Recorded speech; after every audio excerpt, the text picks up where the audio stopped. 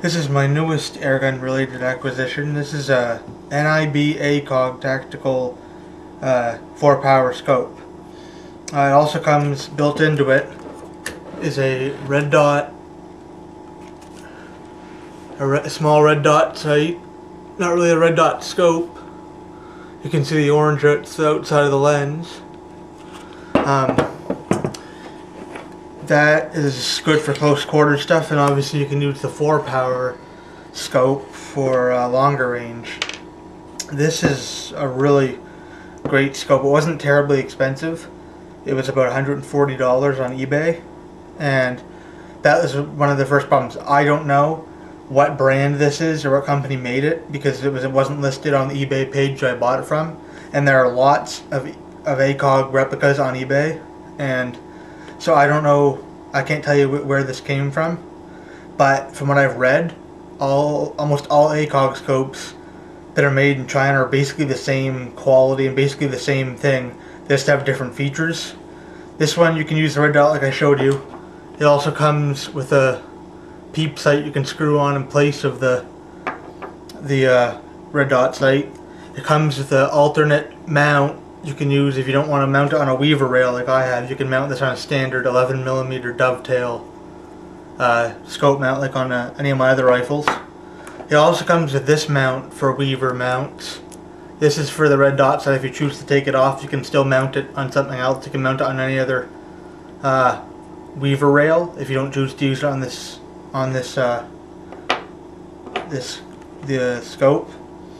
The reticle is a standard crosshair with bullet drop compensator. Mind you, that bullet drop compensator is pretty much useless in an airgun application because it's the same reticle that's used in the Trijicon ACOG scopes that the US Marines and US Army use.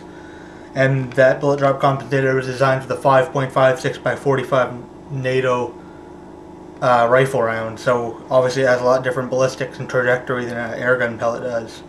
I've mounted this gun on my 1377 Crosman bullpup made by Brad White.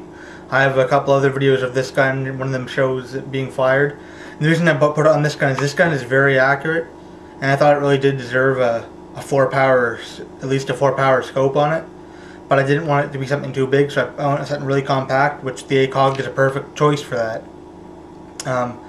This is a pump action gun. You use this arm here as a pump, and when you pump it, it starts to thrash around, and so far this scope I've never had to readjust it because of the shock of the pump, which is something I'm very happy about. I was wondering how it would hold up to that, and it hasn't caused any problems yet. And I've had this on here for a few hundred shots, so it held up great. And there's also some ACOG replicas on eBay that I found, but they're not 4-power scopes. They're actually a red dot sight that just looks just like an ACOG sight. So if you're looking for like an actual scope, make sure you read that in the name. If it says 4x32, that's the telescopic version. If it doesn't say that, it's just a red dot sight. With this, I can shoot quarter-sized targets at 15 yards when I'm shooting in the prone position.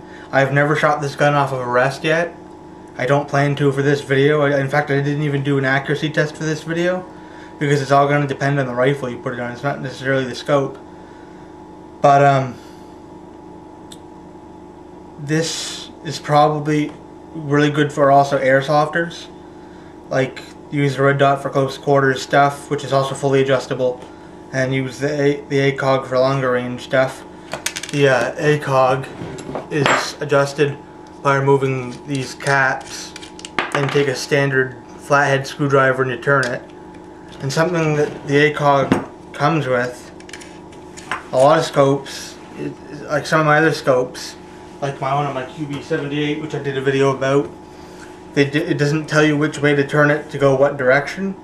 This came with a little dial that tells you that turn the elevation knob right to move the crosshairs up, and turn it left to turn them down, and turn the windage knob left to go left or right to go right, which is a big help because my scope on my QB70 I had to do a lot of messing around before I figured that out. And that dial is for both the red dot and the ACOG. They both adjust the same way. And the red dot has lockdown screws on it to lock the settings you put in place, and it comes with a little screwdriver to do that. This is a very, very fine screwdriver. You could probably find these at like a hardware store, but I don't have any other this small in my house. They're like similar to what electrician would use for really small screws. I haven't shot this with this scope beyond 15 yards yet, but I would expect to get 1-inch groups at probably 25 yards with this. And something I had to do with this, to mount the scope onto this rifle, I had to use those piece of junk Crosman clamp-on mounts that clamp onto the barrel of a 1377 or any other Crosman pistol, and they really are no good. Like, and that's the only option for this gun, to put a scope on it, to put any sight on it of any kind. And what I had on here before was this Tasco red dot sight. It's a pretty good sight, and it was a lot lighter than this ACOG scope. When I put this ACOG scope on, when I would move the gun from side to side, the ACOG would tilt back and forth a lot. So what I did, I took 2 pieces of 7/16 inch dowel and wedged them between either side of the mount to keep them level. And now it doesn't, as you can see, it doesn't move at all. So if you're looking for a great accessory for an airsoft rifle, or you're looking for a compact scope for an air gun, this is probably the best choice you can possibly get. You can get other compact scopes. Leapers make some, but personally, I like the look of the ACOG better than a regular rifle scope in a compact design. If you have any questions about this, any further questions, just post them in my comment section. I've never had any problems with people getting belligerent in my comments, but if I do, then you're going to be blocked. And if it gets bad enough, the comments will be shut down. But if you, like I said, if you have any questions, just feel free to ask me.